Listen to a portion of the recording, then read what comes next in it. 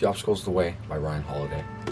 It's put into 3 parts. Part 1 is perception, part 2 is action, and the third part is will.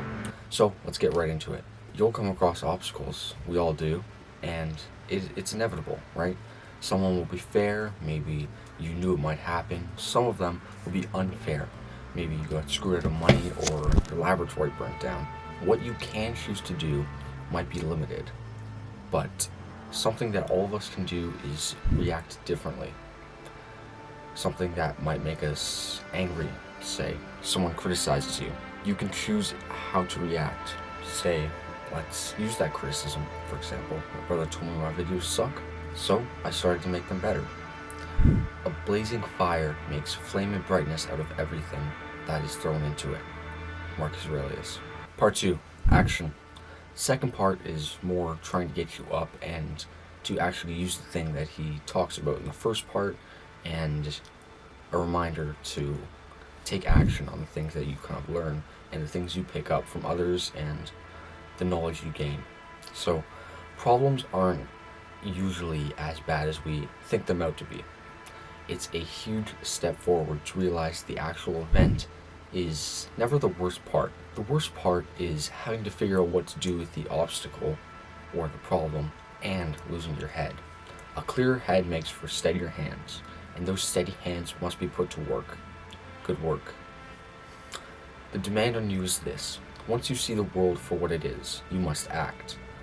The proper perception, objective, rational, clear, ambitious, isolates the problem and exposes it for what it is. Part 3 is will. One day, Thomas Edison returned home early. He sat down to dinner, and shortly after he finished, a man came rushing to him to see him. He told Edison, "Mr. Edison, a fire has broken out at your research and production campus." Something like that. So Edison went to see the fire, and calmly and quickly, it was incredible. As soon as he got there, he told his son, "Go get your mother and all of her friends. They'll never see a fire like this ever again."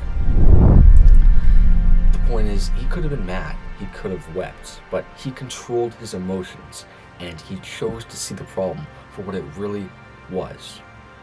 Fueled by the chemicals, green and yellow flames shot up 6 or 7 stories. And one of the takeaways I had from this chapter was amor fati, more, I don't know, it's Italian. Love everything that happens, especially if it's in the past, because you cannot change it, so you might as well accept it and just move past it, right? The most important takeaway, or at least for me, through the entire book was go through life looking at the obstacles it throws at you as opportunities instead of obstacles, because they are if you choose to see them that way. And if you choose to see them like a rational human being instead of losing your head and becoming all pissy and irrational, you'll see the obstacle for what it truly is. And most of the time, it isn't all that bad. Thanks so much for watching. I highly recommend you pick up this book and like and subscribe for more content like this. Bye.